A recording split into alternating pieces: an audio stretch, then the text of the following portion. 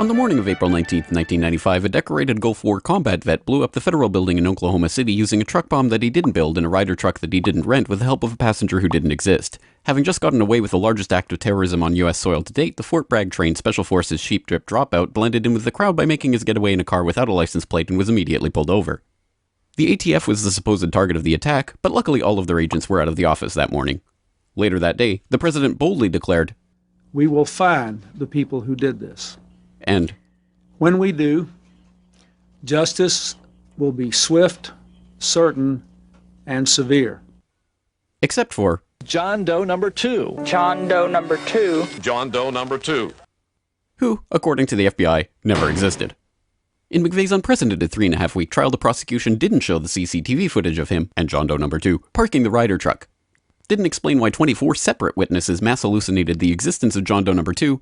Didn't explain why the government was testing truck bombs and the Army was storing Ryder trucks at Camp Gruber right before the bombing, and didn't talk to the FBI informants who blew the whistle on the plot.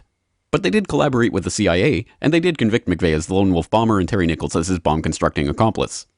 Still, a bunch of crazy conspiracy theorists, including 300 bombing victims, insist on talking about facts and evidence and refuse to simply believe what they've been told a million times by people in tailored suits with well-coiffed hair.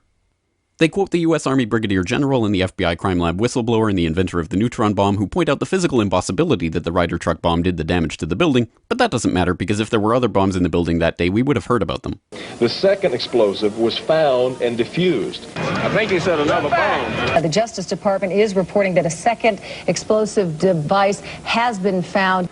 They then found a third device, which was also larger than the first. And I see another bomb truck going, so apparently they're going to try to get out that third bomb. The FBI claims to have lost the footage showing McVeigh and John Doe number 2 parking the truck in front of the Murrah building that morning, but that's understandable because the Bureau has a lot of important evidence to store. Terry Nichols insists the FBI was involved in the plot, but thankfully a judge has saved us the trouble of listening to him by preventing lawyers from deposing him. There was a bomb squad truck parked across the street 2 hours before the blast, but that just shows the authorities were prepared for anything. And other documents obtained by 2020 show that someone called the Executive Secretariat's office at the Justice Department in Washington and said the Murrah building had been bombed.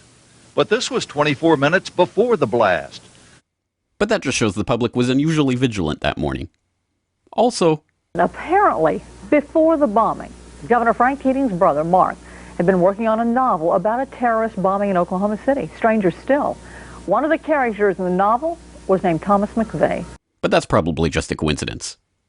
McVeigh wrote a letter to his sister where he admitted to being a secret Special Forces operative, and he complained to friends of the pain in his ass from an Army-implanted microchip, but that's crazy because if he didn't actually leave the Army in 1991, there would be proof of that. This man never existed, and if you say otherwise, you're a crazy government-hating nutjob who deserves to be locked in a cage for the rest of your life.